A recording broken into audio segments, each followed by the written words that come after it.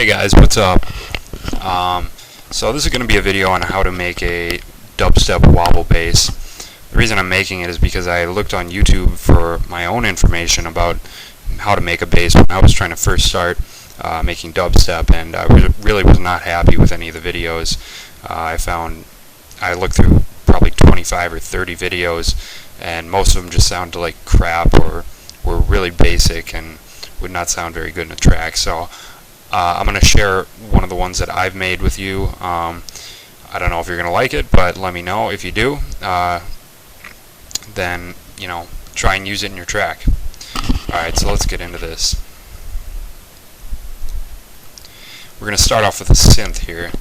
I am using, for my bass, Citrus. It's a great synth that comes with FL Studio. It's really very versatile and it's a great synth, so that's what I'm going to use for this tutorial here. I'm only using operators 1 and 2 for my bass here, so relatively limited, but it's still going to sound good. So operator 1 should at the end have this slanted Z shape. So try and make your sliders as close as you can to what I have here. My first two sliders for the operator 1 are at around 50%. My third and fourth are down at the very bottom. My fifth is at the very top, and my sixth is at the very bottom. And for my second operator here, it's got a more of a weird shape, but my first and second sliders are around 1/3 of the way up. My third is at around 2/3 of the way up. My fourth is all the way at the bottom. Fifth is all the way at the top, and sixth is all the way at the bottom. And then over here, just make sure that both of your filters for operator 1 and 2 are turned all the way up. So drag those all the way to the right. Alright, and then we're going to go over to filter 1 here. And then go to the cutoff tab and the LFO. So this, you just want to make sure that your tension, your skew, and your pulse width are all at 90 degrees pointing straight up. Don't mess with those knobs at all, they're good where they are. Your speed, it doesn't really matter where it is right now, we're going to modulate that later. So that's going to be changing, so you don't need to worry about that for the moment. And that's the synth. Now, by itself, that's going to sound pretty bad. Let's see, this is what it sounds like with none of the effects that we're going to be putting on.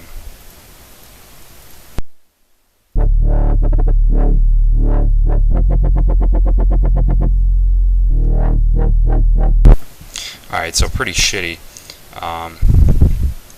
But now we are going to put on these effects, and it's going to really beef up the sound and make it a little dirtier and more, just generally better for dubstep. Alright, so here my synth is routed to mixer track number 8. So here it is. I named it Womp Bass. So my first effect is Fruity Fast Distortion. My preamp is almost all the way up. My threshold is all the way down. My distortion type is set on A. My mix is at around 50%, a little less, and my post gain is at around 2/3. But you can change that based on how loud or aggressive you need your sound, your bass sound. So that's the distortion. Now we've got, of course, an EQ.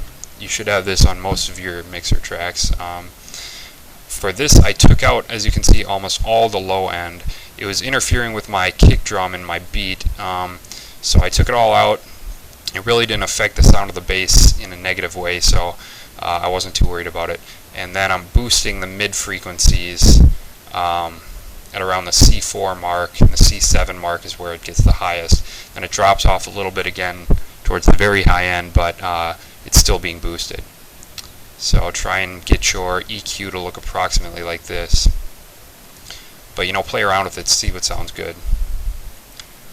My sound goodizer, I put this on a lot of my tracks. It really helps to make the sound richer and just generally fuller, and it just sounds better.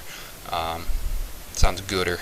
So I have it on the C mode, and I have it around 2/3 of the way. The slider is at around 2/3 of the way up. You can just click and drag here and move it up and down, but keep it around 2/3.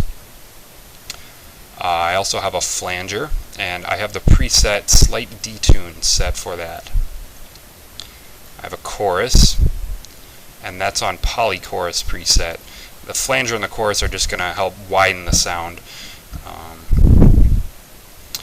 I also have a wave shaper. This is going up to around 2/3 straight up the line, and then right there it just moves straight over, flattens off. So just get it to be like that. Lastly, I have a flanges, which is really a cool effect that FL Studio comes with. I have my preset right now on flanger 2. However, a lot of these will make really cool, unique sounding bass lines. So, you know, play around with it. I had some luck with classic, some, I think surround flanger and vibrate both sounded great. But I chose to stick with flanger 2. It sounded probably the best, but there are a lot of unique sounds you can get out of that effect. I'd just play around with it and see what you like. So then, lastly, you're going to need, well, second to last, you're going to need a bass line, obviously. Mine's pretty basic here. I've got 4 bars and 3 notes. Goes up, then back down a little bit. So, for this synth, it's best to keep your notes at around the mid C2 to mid C3 range. So right within this area is going to be the best sounding, most rich sounding bass you can get.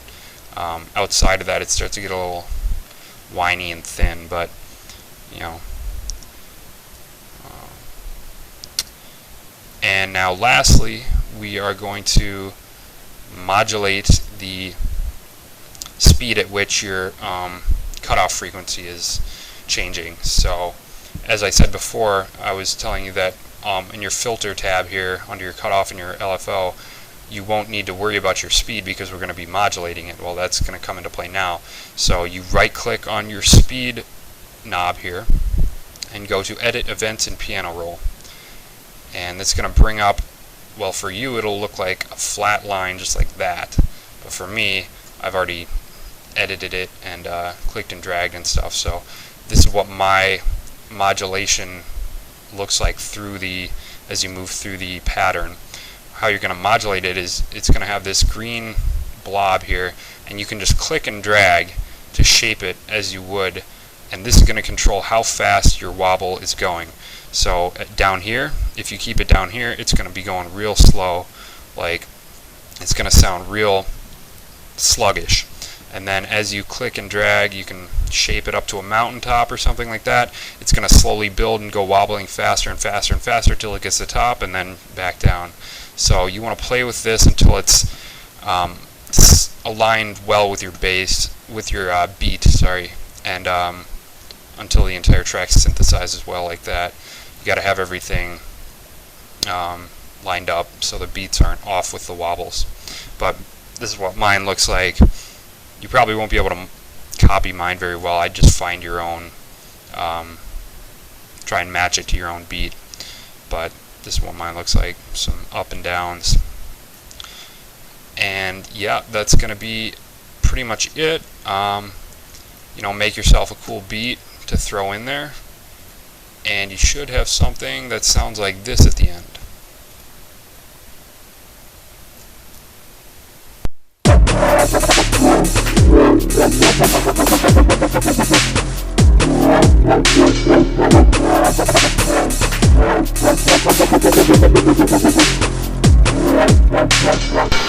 Here's what it sounds like without the beat.